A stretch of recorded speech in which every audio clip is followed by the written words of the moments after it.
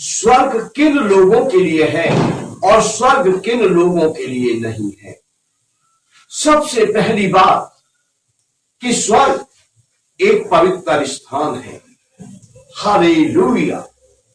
पहली बात ये कि स्वर्ग एक पवित्र स्थान है। दूसरी बात, स्वर्ग में सिंहासन पर विराजमान त्रिएक परमेश्वर, जिसे पवित्र बाइबल में बाप, बेटा और पवित्र आत्मा कहा गया है। फादर, सन, होली स्पिरिट कहा गया है। स्वर्ग में इस त्रिएक पवित्र परमेश्वर का वास है। स्वर्ग में इस पवित्र त्रिएक परमेश्वर का वास है, जो निर्दोष है, जो निष्कलंक है, जो निष्पाप है, जो बेदाग है। हालेलुया। तीसरी बात, स्वर्ग में यीशु मसीह का सिंहासन है। प्रभु यीशु मसीह स्वर्ग में वास करते हैं। स्वर्ग प्रभु यीशु मसीह का घर है। स्वर्ग प्रभु यीशु मसीह के रहने का स्थान है। प्रभु यीशु मसीह पवित्र है। प्रभु यीशु मसीह निर्दोष है। प्रभु यीशु मसीह निष्कलंक है। प्रभु यीशु मसीह का दामन, प्रभु यीशु मसीह का चित्र बेदाग है। हालेलुया। तो मैं इन तीन जो बातें हैं उसे ये बताने की कोशिश करता हूं आपको कि जो पवित्र स्थान है, जहां पवित्र परमेश्वर का वास है, जहां पवित्र यीशु मसीह का सिंहासन है, वहां केवल वही प्रवेश कर सकेगा जो पवित्र है, जो निर्दोष है, जो निष्कलंक है, जो बेदाग है। जिस किसी के आत्मा में एक भी छोटा सा धब्बा पाया गया, वह स्वर्ग में प्रवेश नहीं कर सकेगा। ये पवित्र बाइबल बताती है। पवित्र बाइबल, जिसे संसार में परमेश्वर का वचन कहते हैं। पवित्र बाइबल वो पुस्तक जो एकमात्र संसार में ऐसी पुस्तक है जिसको परमेश्वर ने स्वयं लिखा है और जिसको परमेश्वर के पवित्र आत्मा की प्रेरणा में लिखकर संग्रह करके मनुष्यों के हाथों में सौंपा गया है। ये बाइबल ये बताती है कि स्वर्ग में किसी ऐसे मनुष्य के लिए स्थान नहीं है जिसका दामन दागदार है, जिसके दामन पर दाग है। हां, यह संभव है कि कोई संसार छोड़ने से पहले, कोई दुनिया छोड़ने से पहले प्रभु यीशु मसीह को अपना मुक्तिदाता ग्रहण करे और अपने पापों से पश्चाताप करे और प्रभु यीशु मसीह के नाम में बपतिस्मा ले, अर्थात प्रभु यीशु मसीह के लहू में अपने जीवन को धोए, अपनी आत्मा को धोए। उसके लिए ये 100% संभव है कि वो इस पवित्र शास्त्र, इस पवित्र बाइबल के वचनों के अनुसार स्वर्ग में प्रवेश पा सके। उस स्वर्ग में प्रवेश पा सके जहां प्रभु यीशु मसीह का वास है, जहां पवित्र परमेश्वर का सिंहासन है। ओ हालेलुया। प्रभु यीशु मसीह की जय हो, प्रभु यीशु मसीह की महिमा हो। परमेश्वर के बेटे बेटियों,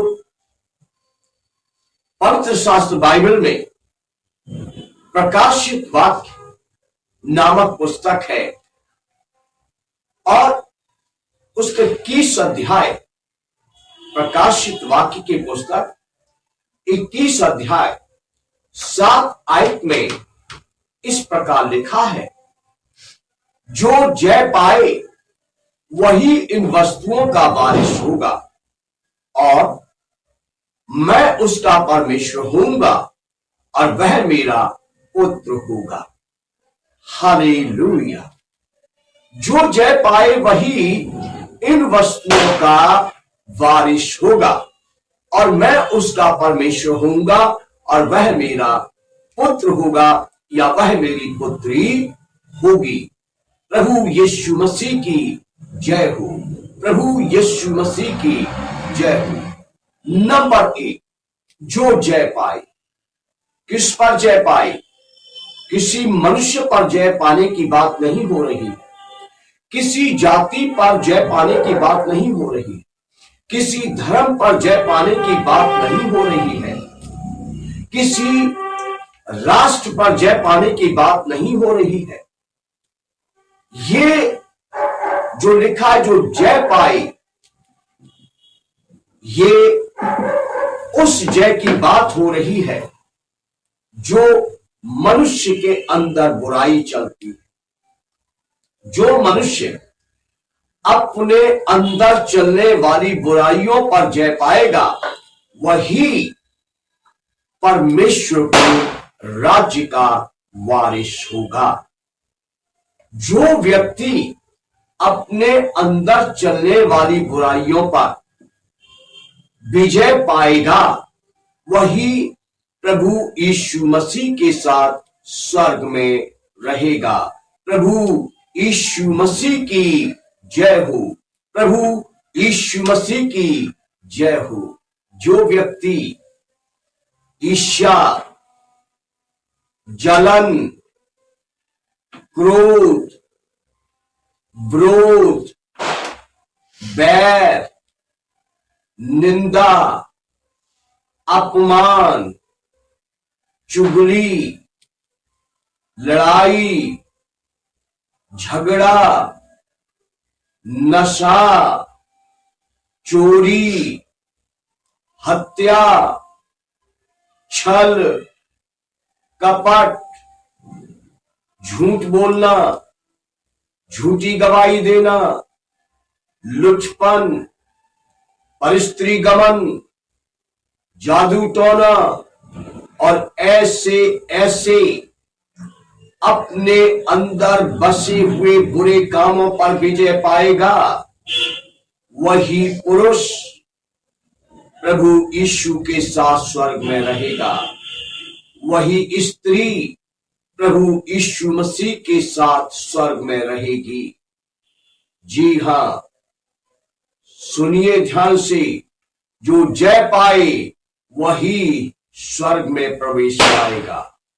जो बुराइयों पर, बुरी बातों पर जय पाएगा, अपने अंदर से बुरी बातों को निकालेगा, अपने मन से बुरी बातों को निकालेगा, अपने दिल से बुरी बातों को निकालेगा, वो ही यीशु मसीह जी के साथ स्वर्ग में रहेगा। दूसरी बात, स्वर्ग में बहुत सी अनमोल वस्तुएं हैं। स्वर्ग में बहुत सा अनमोल खजाना है। जो व्यक्ति अपने जीवन में बुराइयों पर विजय पाएगा वो ही इन वस्तुओं का अधिकारी होगा।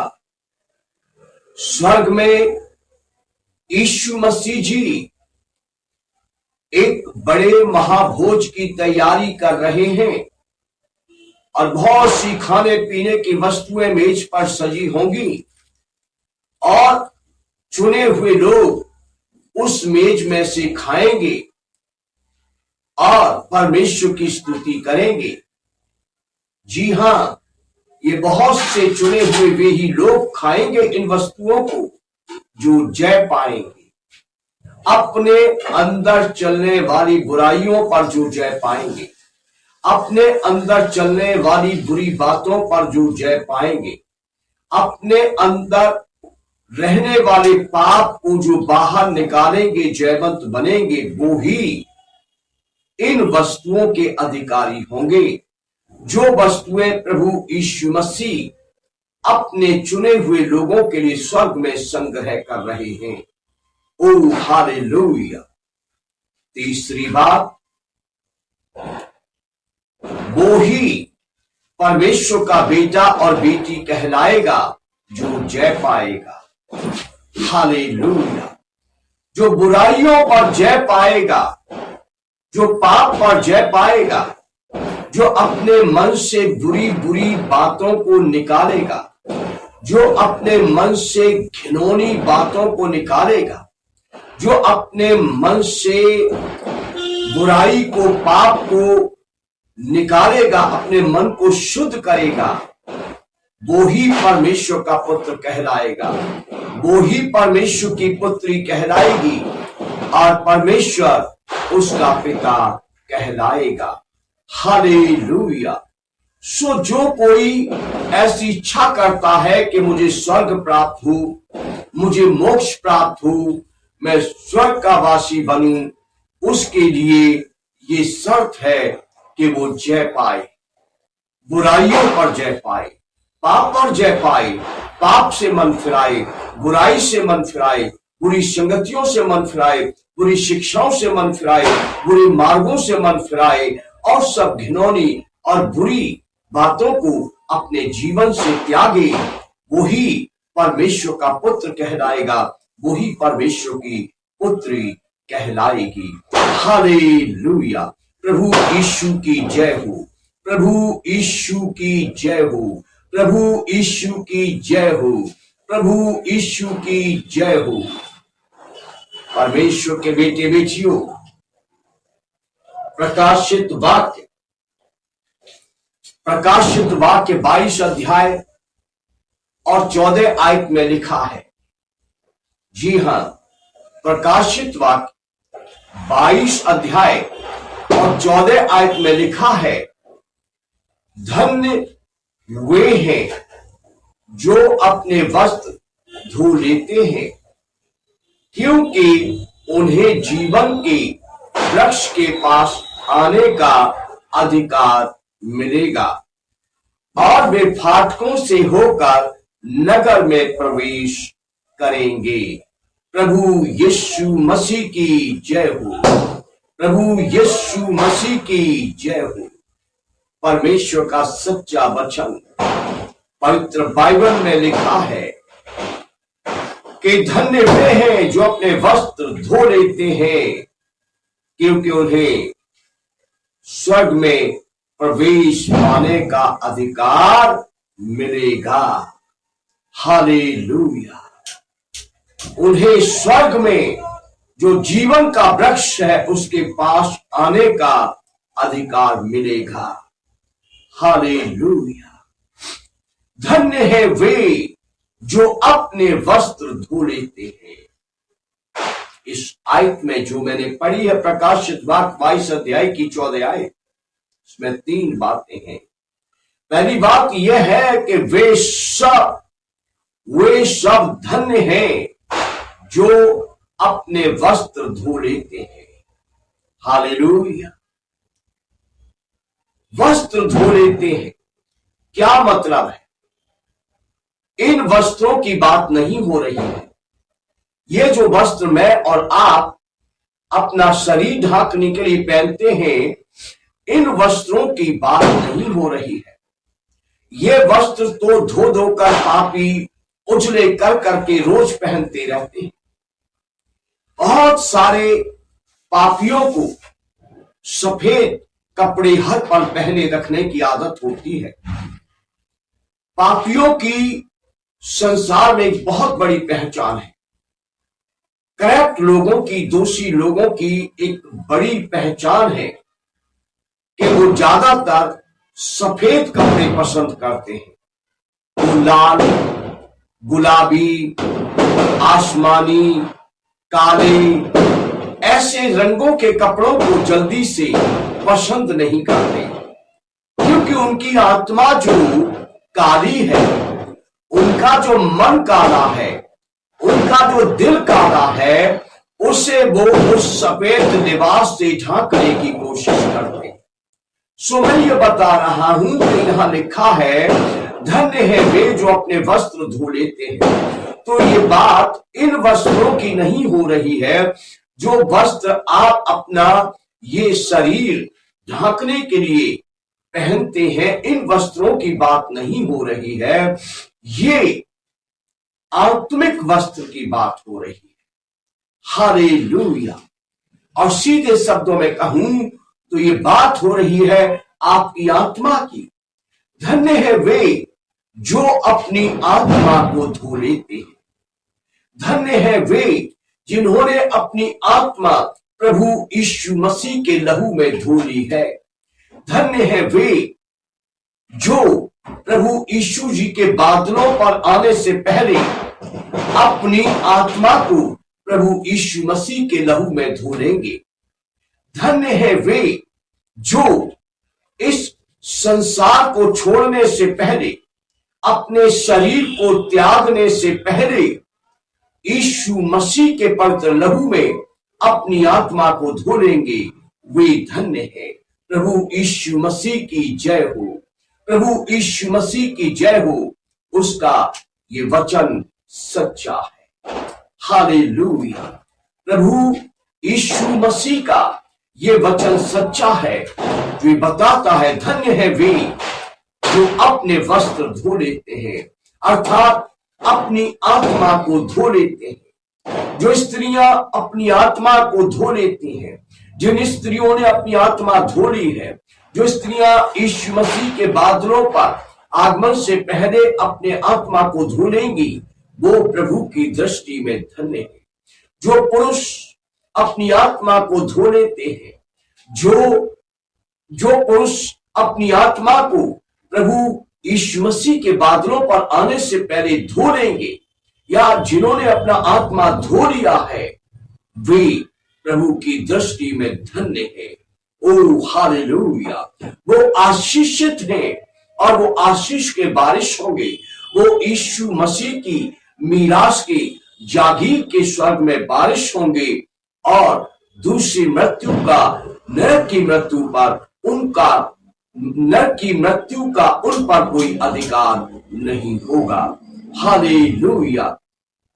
इस आयत में, प्रकाशित वाक्य 22 अध्याय की 14 आयत में दूसरी बात यह है कि जो अपने वस्त्र अर्थात अपनी आत्मा को धो लेगा, उसे जीवन के वृक्ष के पास आने का अधिकार मिलेगा। जी हां, ये पवित्र बाइबल बताती है कि स्वर्ग में जीवन का वृक्ष है। हालेलुया। वही जीवन का वृक्ष जो अदन की वाटिका में था। हालेलुया। वही जीवन का वृक्ष जो अदन की वाटिका में था, जिसे आदम और हब्बा छू नहीं पाए, जिस वृक्ष का वो फल नहीं खा पाए। और जब उन्होंने गुनाह कर दिया, उन्होंने पाप कर दिया, आदम और हब्बा ने जब पाप कर दिया, तो उन्हें अदन की वाटिका से बाहर निकाल दिया और गर्भों का पहरा परम पिता परमेश्वर यहोवा ने अदन की वाटिका के चारों तरफ लगा दिया कि आदम और हब्बा जो पाप में गिर चुके हैं, वो अंदर आकर कहीं जीवन के वृक्ष का फल ना खा ले। वो फल विजयी लोगों को यीशु मसीह जी स्वर्ग में खाने के लिए देंगे। उस जीवन के वृक्ष के पास आने का सौभाग्य विजयी लोगों को प्रभु यीशु जी स्वर्ग में देंगे। वही वृक्ष जो अदन की वाटिका में था, जीवन का वृक्ष, वो जीवन का वृक्ष स्वर्ग में है, जहां प्रभु यीशु मसीह रहते हैं। वचन कहता है कि उन्हें वह जीवन के वृक्ष के पास आने का अधिकार देगा। हालेलुया। वे सब जिन्होंने अपना आत्मा, अपना दामन प्रभु यीशु के लहू में धो लिया है। जो प्रभु यीशु के स्वर्ग से कलीसिया को लेने के लिए आने से पहले अपने आत्मा को धो लेंगे, उन सबको प्रभु यीशु जी जीवन के वृक्ष के पास जाने का या आने का अधिकार देंगे और जीवन के वृक्ष का फल खाने का अधिकार देंगे। ओ हालेलुया! वे धन्य है जो अपने आत्मा को धो लेते हैं, जिन्होंने धो लिया है और जो धो लेंगे, क्योंकि वे स्वर्ग में जीवन के वृक्ष के पास जा सकेंगे और जीवन के वृक्ष का फल भी चख सकेंगे, जो आदम और हव्वा पाप के कारण न चख सके। तो अपने आप को तैयार कीजिए कि आप स्वर्ग में प्रवेश पा सकें और जीवन के वृक्ष के निकट जा सकें। तीसरी बात यहां पर यह है, तीसरी बात कि जो जय पाएगा, जो बुराइयों पर जय पाएगा और जो अपनी आत्मा को प्रभु यीशु के लहू में धो लेगा, उसे फाटक से होकर नगर में प्रवेश करने का अधिकार मिलेगा। हालेलुया!